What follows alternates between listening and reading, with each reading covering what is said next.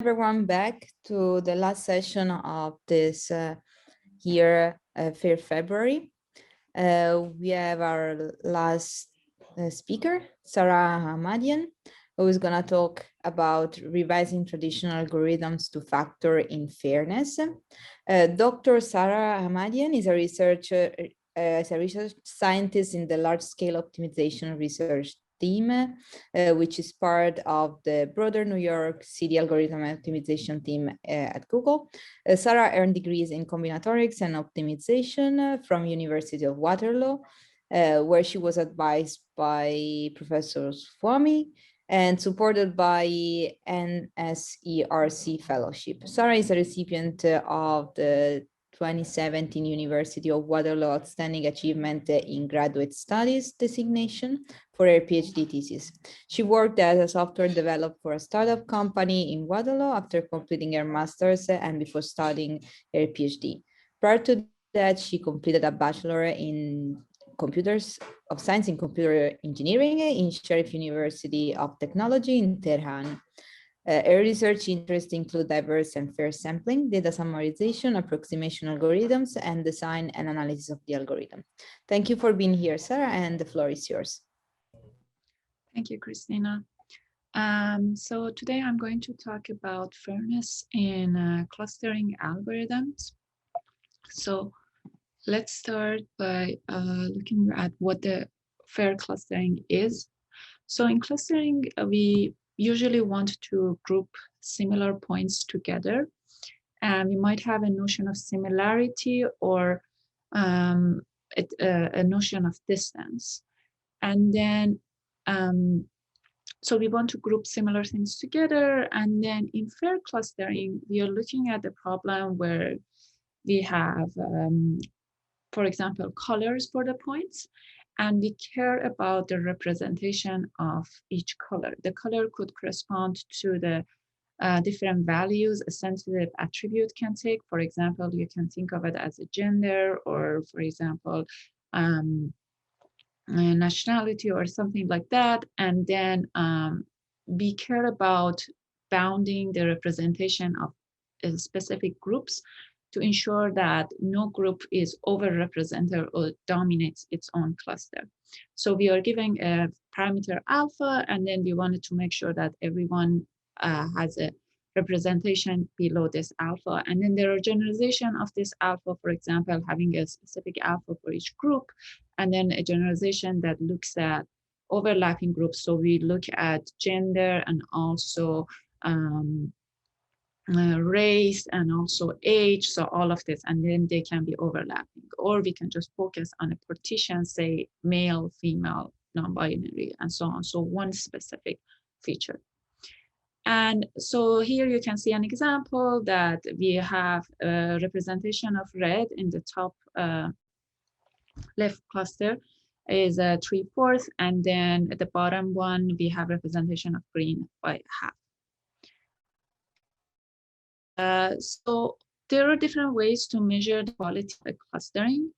And there are, when we are in a metric setting, we are given a set of points, and we want to select at most k centers from these points. We define the distance of each point to the selected set to be the minimum distance from this point to of this set. And then there are different quality measurements. For example, in the k-median problem, we look at this distance vector that is defined on the set of points, and then we say we want to minimize the L1 norm of this distance. In k-means, we are minimizing the L2 norm, and then in k-center, we are minimizing the L-infinity norm, which is basically saying that we want to minimize the maximum distance that a point has to travel to get to its center. And then there are versions that we, and so in this talk, I wanted to focus on the k-center problem. And you can see an example on the bottom that we have colors. We are shooting for alpha equal to half, or equivalently, we don't want any color to be the dominant color of its cluster, meaning that it's constitute more than half of its cluster. And then we are focusing on k-center. So we want, it's like we have these balls around the centers, And then we wanted to minimize the maximum radius of the balls, which is the maximum distance a point has to travel to get to its center. There's also a non-metric clustering problem. So this is actually more natural problem. In this setting, we have a set of points and we only know information like, are these 2 points similar or not? And then we can say if they are similar, it's a positive or +1 label. If they are not similar, then it's a negative label or -1 label. And then we want to partition points into groups. Again, it's a clustering problem. And then there are two optimization objectives. One is max value. So we want to maximize the number of positive edges inside cluster. And then also negative edges should cross cluster because they are saying that these two are dissimilar. Or we can look at the objective that minimizes the disagreement or cost, and that's we want to minimize the plus edges that we are breaking. So they are going from one cluster to another cluster, and also negative edges that are inside clusters. So the two things that shouldn't be together, but we actually are clustering, put them together. And then you can see an example here, say the positive edges are green edges and negative edges are red edges. In this clustering, if we look at the cost, we have two negative edges inside clusters. And so we get a cost of 2 for these negative edges that we don't cut. And then we have two positive edges between clusters. So we get a cost of 2 for these two, and then the total cost is 4. And again, we are interested in fair clustering. Say we have alpha equal to half, so we don't want any color to be the majority color of its cluster. And so I'm going to talk about K-center problem and then fair correlation clustering problem. And in the K-center problem, just to recap, we have set of points, we have distances, bound K on the number of clusters, and then threshold alpha. For the fairness, we want to designate K points as centers, and then we want to assign other points to the centers, such that we minimize the maximum distance from a point to its assigned center. And it's always, since we are minimizing this, we always assign a point to its closest center. And then again, we want to have fairness constraints. So we want to bound the representation of color in clusters by alpha. So our algorithm is as follows. We basically guess the value of opt, the maximum distance a client has to travel. Then we look at the LP formulation for K-center. So let's say we have a variable ys, and this variable is 1 if we open S and 0 if we don't open it. And then we have a variable xps, which tell us that is P assigned to S or not. And then we only define this variable if the distance between P and S is smaller than opt. So the first three inequalities on the right are basically the K-center inequalities. The first one says that a point has to get assigned somewhere. The second one says that if I assign a point to facility to a center S, then S should be open. So if XPS is 1, then YS should be 1. And then we say that we want to open at most K-centers. And so the last two constraints are the constraint that we add for fairness. So we say that if I fix the center S, then I look at the points in P that are assigned to S and they are of color C, then I want them to be at most alpha fraction of the total points that are assigned to S. And then the last inequality is a strength inequality. It's saying that, say I open this center S, then since each color, since I want to have alpha fraction for any specific color, my cluster size should be at least 1 over alpha. Otherwise, I can never have an alpha fraction. It's always more than that, even if I have 1 point of any color. So I want the total number of points that gets assigned to S to be at least 1 over alpha, and then we round it up since we first look at the integer relaxation of this problem. So we define this LP and we solve the LP.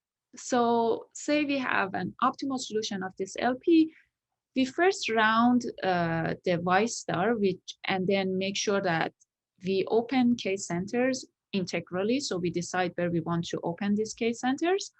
And then in this process, we make sure that we readjust the assignment X. And it's possible that we make some of them 0, and then we introduce some, we have some new assignment. The only, the guarantee that we have is that if I assign P a point to S, then its distance going to be at most 3 times the optimal. And then in the next round, so now we have K open centers, and then in the next round, we round the fractional assignments that we might have. And we do this by using a network flow problem. So in this network flow problem, we will have integer lower bound and upper bounds, and using the knowledge about the flows, we know that if we have a feasible flow, then there must exist an integral flow. And then basically what we will do is that we will find this integral flow, and then it will give us the assignment for points. And then we only assign a point to a center if it previously had at least a fractional, non-zero fractional assignment. And by previous step A, we know that this only happens if we are at distance 3 from opt. So to look at this more closely, this is the network that we will form. So in the first layer, we will have the source, then we would put the all the points that we have. And then we look at the product of centers that we had open and different colors. We put an edge if a point has non-zero assignment to the center and color combination. Then we will have another layer that is from a center and a color to the corresponding center, and then the last layer from all centers to the sink. And then what we do in this step is that we put for the middle layer from center and color combination to the centers, we put, we look at center S and a specific color. What we will put is that we look at the total number of points that are assigned to this center of this color fractionally, and we look at the ceiling and floor of that, and we put those as the lower bound and upper bound for these edges. And again, similarly for the last layer from centers to sink, we look at the total points that are assigned to this center, and we put a floor and ceiling of this this total number of points on this edges. So the point of this network is that the fractional assignment that we had was a feasible assignment. And so now we have integer lower bound and upper bounds on the edges. So there must exist an integer flow as well, and that would be our final assignments. And as I said, we only allow assignments, we will only get an assignment if we previously had non-zero assignments. So XPS was non-zero in the first layer. And so this would mean that we will have a 3 approximation. And then the point is that also, like if you look at the total number of points that are assigned to a center, we are only going to round that up or down. Similarly, for a specific color assigned to a center, we're just going to round that up and down. So really, like this total size of the number of points assigned to a center and any specific color not going to change that much. And this way we can bound the fairness, the violation in the fairness constraint. And also we have another result that shows that without doing this only for alpha equal to half, we get a 12 approximation, but that's a true approximation, meaning that the fairness constraint will be satisfied completely. So this wraps up the thing I wanted to tell about the K center. Are there any questions up to this point?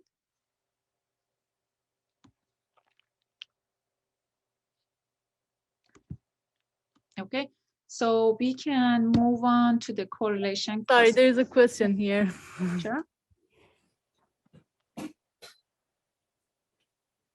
Hi, I was just wondering what the sort of inspiration is behind the fairness metric being used here, like why it's interesting, I guess, to make these clusters have equivalent proportions across groups. Like, I don't know if you can think of an actual real world example or just like why this metric is interesting as opposed to other ones, I guess. Yeah, that's a very good question. So actually, this comes up in different forms. For example, say correlation clustering specifically is usually used for, you have images and then you have haters who told you that, say, these two images are similar, these two images are not similar. And then you do your clustering and now you want to show, somebody comes and search for something, you show it. But then you want to make sure that, for example, if you're searching for CEO, you are not going to only see a cluster that is only, like, for example, you only see men. So you wanted to make sure that you bound the number of, your cluster is not overrepresented by any feature that shouldn't affect the results. So, or for example, you can think of other query terms that you search for. So this only, really fairness constraints are as a one way to get closer to having like diverse set of results in terms of sensitive attributes that shouldn't affect the final result that we are searching for example, race or gender or age. Does it make sense? Yes, thank you. Perfect. Sure. Thanks for the question. So yeah, let's now move on to the fair correlation clustering. So for this problem, as I said, just to recap, we have positive edges and negative edges between vertices of a graph. And then we have color groups as a subset of vertices of graphs. And then again, we have a threshold.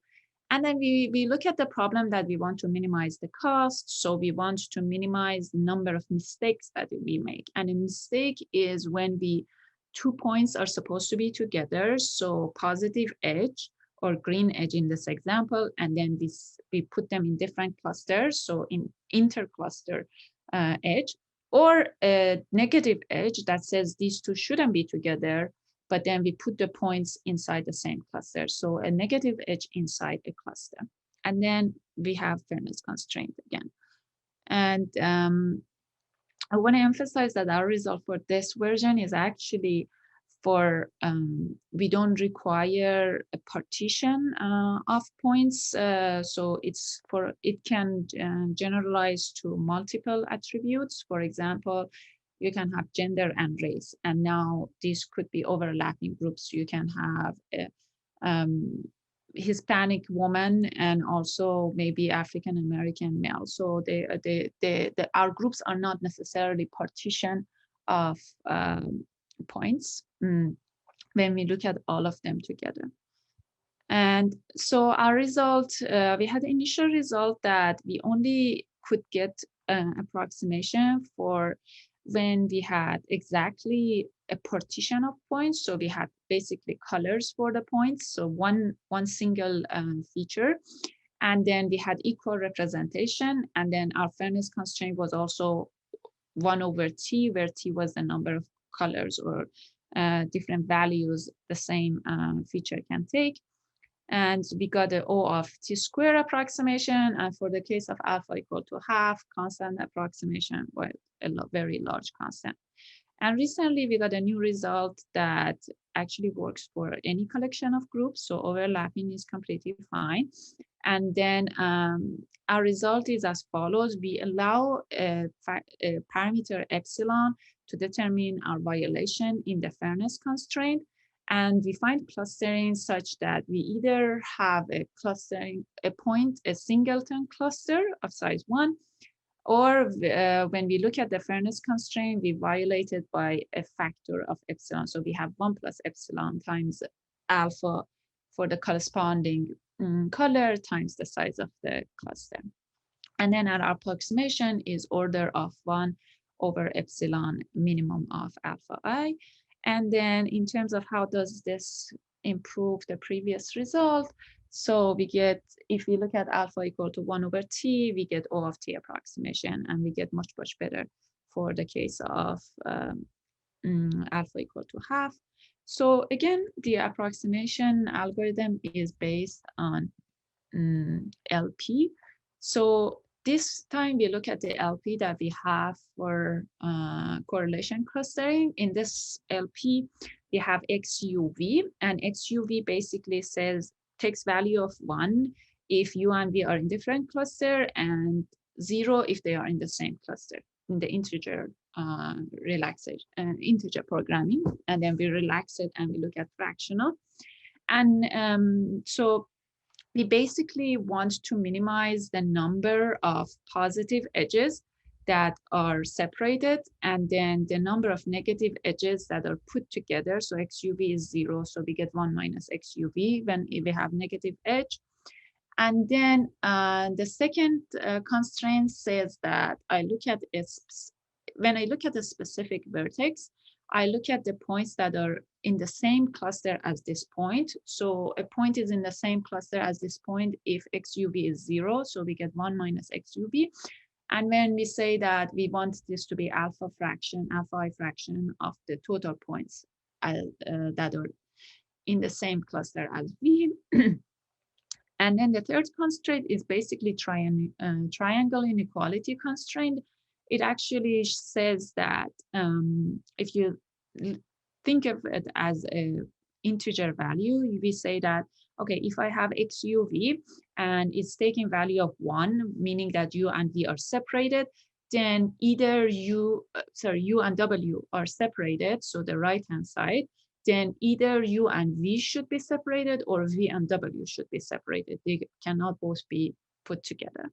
And this actually tells us that the XUV can be thought of as a distance, because these are all defining metric constraints. So we solve this LP, and then what we will do is we will look at all the vertices and say these are uncovered. And what we will do is that we form these balls of radius half around points, define them. And then what we will do is that we say that if this ball is almost fair, and also the average distance to the center of the ball is at most 0.25, so half of the radius of the ball that we originally considered, then remove this from U, and then this would be one cluster for me, remove it, and then continue. So every time we define this TU on uncovered vertices, and we carve out these balls as long as they are almost fair and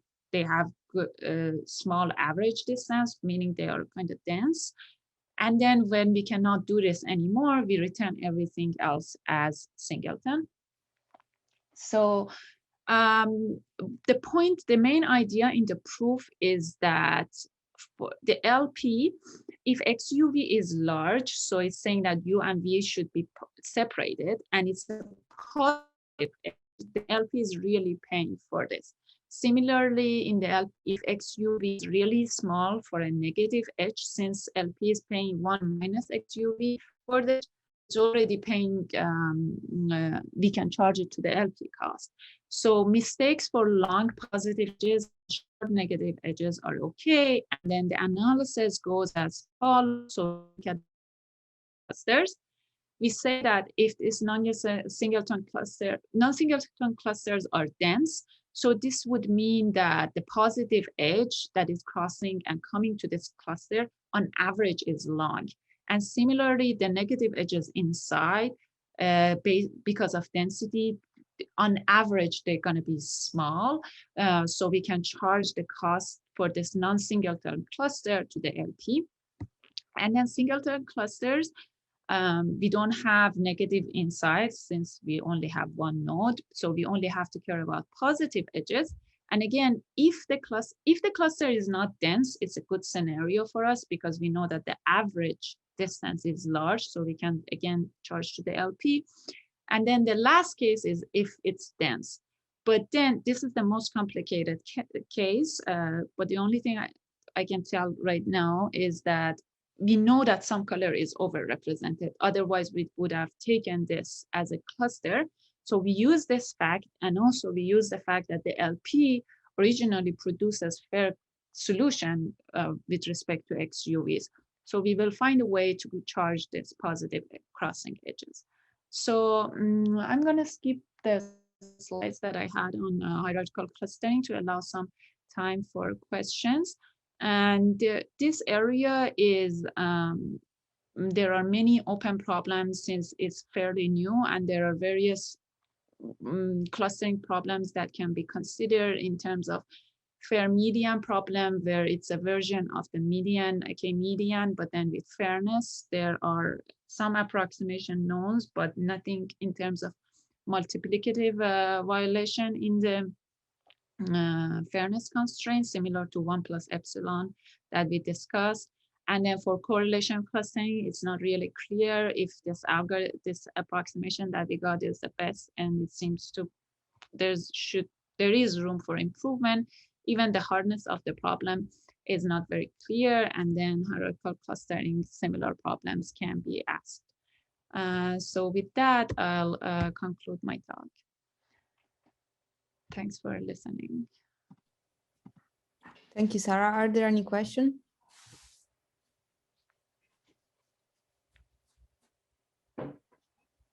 Sharza, there are any in the audience? I can't really. Sorry, they're not the. I just have one question. So for most of these approximation problems that you talk about, you kind of get an approximation on the optimal solution, which is minimizing the metric that you have in mind. Do you know of any work that says, okay, instead of K centers, I afford to open K times 1 plus epsilon centers, something like that. So you relax the number of centers that you open. Do you know any work along that line? Oh, that's a very good question. In terms of, and there are, when we look at these problems without the fairness, definitely long line of works, and there are results on how allowing more centers or clusters could improve the cost.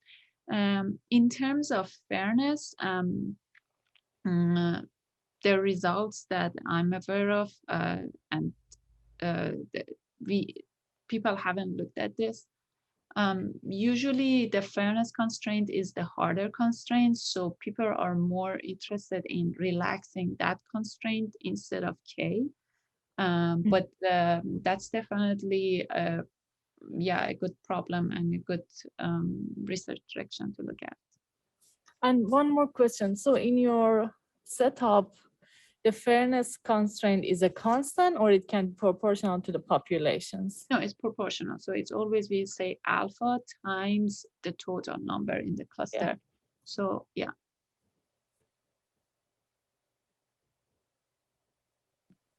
So thank you again, Sara. Sure. And I guess that's, I mean, we can close the session and also the all symposium. I don't know if Sharzad or Megan want to do some closing remarks. Otherwise, I don't think you have any closing remarks. No, I just want to thank everybody, Megan, Alden, Leah, and Arushi, who organized other sessions, and everybody else, Mary, Christina, everybody else who was involved in all of the process. And yeah, and all of you for attendance. Thank you, everybody. So thank you. What should I do? I pause. Let me pause.